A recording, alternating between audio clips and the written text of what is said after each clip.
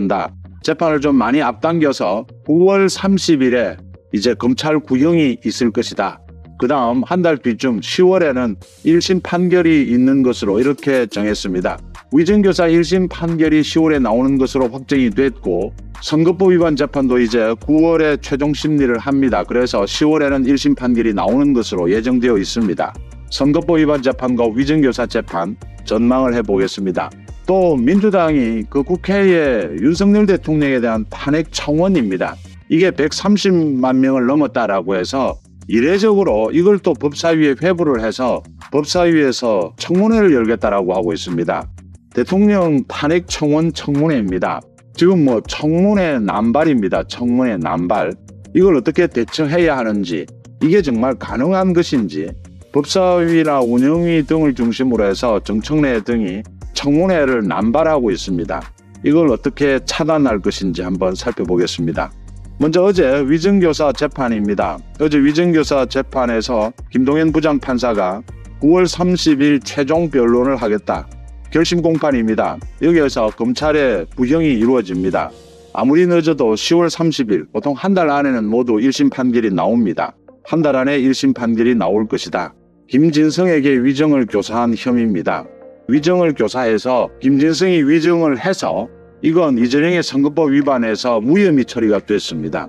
재판에 영향을 미쳤습니다. 이렇게 위증을 교사해서 재판에 영향까지 미쳤을 경우에 대부분의 지금의 판결이 추세가 법조계의 의견을 들어보면 1년 6개월 이상의 실형입니다. 1년 6개월 이상의 징역형입니다. 가장 중요한 것이 위증교사는 사법방해의 대표적인 형태입니다. 증거인멸, 도피 우려, 위증교사 이런 것들이 사법방해의 대표적인 경우입니다. 재판 지연까지. 그래서 이 위증교사 재판이기 때문에 1심 판결에서 실형 1년 6개월 이상의 징역형 실형이 내려지게 되면 이재명을 법정 구속할 가능성이 매우 높다라고 하는 것입니다. 또는 법정 구속해야 된다라고 하는 점입니다. 지금 뭐 전체적으로 이재명이 검사에 대한 탄핵, 거기에 이어서 판사들에 대한 탄핵, 겁박을 계속하고 있습니다. 이런 상황에서 사법부의 판단은 이재명 구속, 법정 구속이 아니겠느냐라는 전망 쪽에 무게가 실리고 있습니다. 그 다음 이미 정해져 있습니다. 9월에 또 검찰의 구형이 있을 예정인 선거법 위반 재판입니다. 9월에 이것도 검찰의 구형이 있게 되면 10월 6일쯤에 이제 1심 판결이 나오는 걸로 정해져 있습니다. 중요한 것은 선거법 위반 재판에서는 100만 원 이상의 벌금형입니다. 100만 원 이상의 벌금형이 나오게 되면 이재명은 배지가 날아가고 다음 대통령 선거에 출마할 수 없고 지난 대통령 선거 때 국가로부터 보전받은 비용 434억 원을 토해내야 합니다. 민주당 망하는 것입니다. 100만 원 이상, 지금 이재명이 두 가지 거짓말을 한 것이 선거법 위반입니다. 그래서 두 가지 거짓말을 해서 대선에 영향을 끼칠 목적이었다. 대장동, 백현동 모두 자기 혐의를 벗어나기 위해서 지난 대선 때 이런 두 가지 거짓말을 한 것입니다. 그래서 지금 법조계의 공통된 전망은 최소한 500만 원 이상의 벌금형이 나오게 될 것이다. 위증교사로는 실형이 나오면서 법정 구속될 가능성이 매우 높고 선거법 위반 재판에서 500만 원 이상의 벌금형, 100만 원 이상의 벌금형이 나오게 되면 민주당은 비상이 걸리는 것입니다. 이게 이번 10월에 1심 판결이 나오면 아무리 늦어도 내년 안에는 대법원 판결까지 이제 끝이 납니다. 민주당 망한다라는 것이고 이재명은 구속되고 이제 완전히 처벌받는다. 법적인 처벌을 받는다라는 것을 의미합니다. 이재명에 이어서 그 전에 조국이 먼저 구속이 될 것이고 그 전에 문재인 가족에 대한 소환이 본격적으로 일어나게 될 것이다. 이번 주에 이재명 부부에 대해서 법인카드 비리 검찰이 소환 통보를 했습니다. 이재명이 소환에 응하지 않을 것인지 지금 뭐 검찰이 보복하고 있다라고 오히려 거꾸로 이야기를 하고 있습니다. 이재명이 소환에 응하지 않으면 검찰이 그냥 불구속 기소를 해도 됩니다. 그런데 소환을 강제할 필요가 있습니다. 필요하면 강제 구인을 할 필요도 있습니다. 왜냐하면 이재명에게 소명할 기회도 줘야 하고 지금 이재명의 법인카드 비리를 놓고는 지금 재판이 진행 중입니다. 김혜경과 배소연 그 일부 10만 원에 대해서 선거법을 위반한 10만 원에 대해서 그런데 말이 각자 다릅니다. 배소연 말 다르고 김혜경 말 다릅니다. 이걸 공익 제보를 한 조명현 말 또 다릅니다. 아마 이재명을 소환하게 되면 이재명 말 또 다를 겁니다. 법인카드를 놓고 경기도의 법인카드를 놓고 이렇게 각자 말이 다르다라고 하는 것입니다. 이럴 때는 꼭 소환하고 대질신문을 해야 합니다. 대질신문을 해서 정확하게 밝혀야 한다. 그렇지 않으면 재판부에 가서 또 이렇게 말이 달라진다라고 하는 점입니다. 이재명을 소환해야 하고 부부를 대질신문해야 되는 이유입니다. 그 다음 정청래에게 완장을 채워주니까 정청래가 청문회라고 하는 이 칼을 휘두르고 있습니다. 청문회는 뭐 여러 가지 목적으로 사용할 수가 있습니다. 정청래가 가장 먼저 청문회 사용한 것이 소위 그 최상병 특검법 그 법안을 제출하면서 최상병 관련해서 청문회를 열었습니다. 그래서 이종섭 전 국방부 장관을 비롯해서 군인을 모두 청문회장에 불렀고 모욕을 했습니다. 국군을. 대부분의 수사 중이기 때문에 증인 선서도 하지 않았고 증언도 하지 않았습니다. 청문회는 국정조사와 국정감사처럼 이렇게 운영할 수 있도록은 되어 있습니다. 우리 국회법에.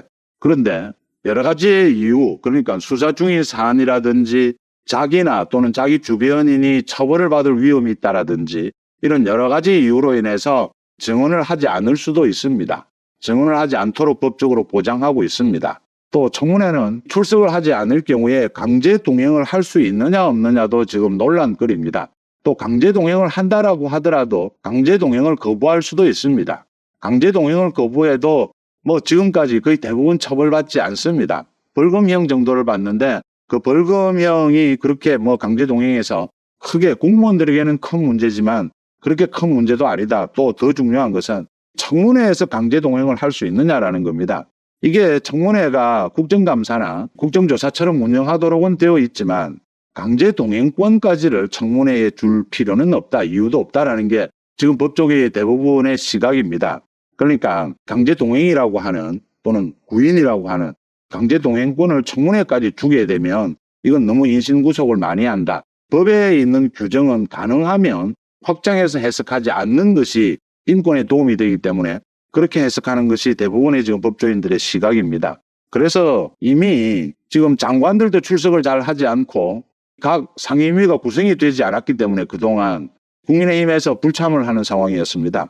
이런 논란 속에 지난달에 이미 민주당이 정청래가 주도를 해서 청문회에서 강제 동행을 할 수도 없고 강제 동행을 거부할 경우에 구인할 수도 없다는 게 드러나서 또 증언도 모두 증인들이 여러 가지 이유로 증언을 하지 않을 수도 있습니다. 그런 걸 강제하는 법안을 발의해 놓고 있습니다.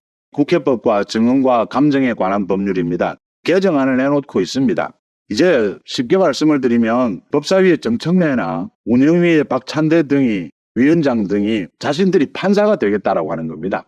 인신까지 구속을 하겠다. 강제 동행하겠다. 강제 구인하겠다. 뭐 이런 식입니다. 이 법안이 만들어져도 통과될 리도 없고 또 통과가 돼도 윤 대통령이 아마 거부권을 행사할 겁니다. 이건 다른 법과 상충을 하기 때문에 거부권을 행사하게 될 것이다. 이런 상황에서 정청래가 법사위에서 이 과반 의결로 가능합니다.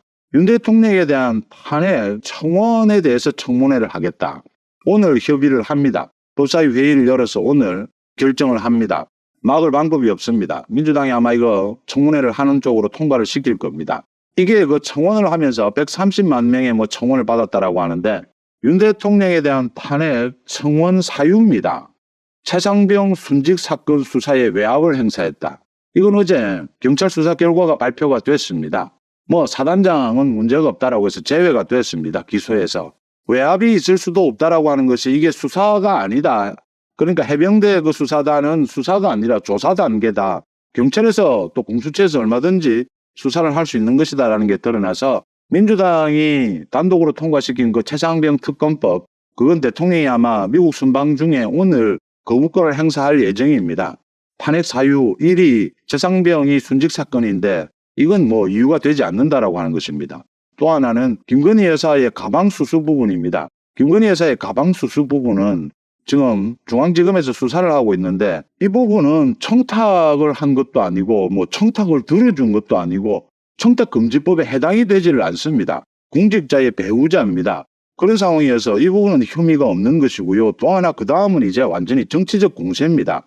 탄핵의 사유는 언제나 법과 헌법을 위반하는 것이어야 합니다. 그런데 한반도 전쟁 위기 조장, 일제 강제동원 피해자 사건의 친일적 해법 강행, 일본 원전 오염수 해양 투기 방조 이렇게 5가지입니다. 전부 가짜뉴스 거짓 선동용입니다. 이런 걸 이제 가지고 윤석열 대통령 탄핵을 하겠다 청원을 했고, 이걸 지금 법사위가 오늘 이걸 가지고 청문회를 열어서 김건희 여사, 윤석열 대통령의 장모 뭐 등을 소환하겠다라고 하고 있습니다. 민주당에서 이재명을 수사한 검사 4명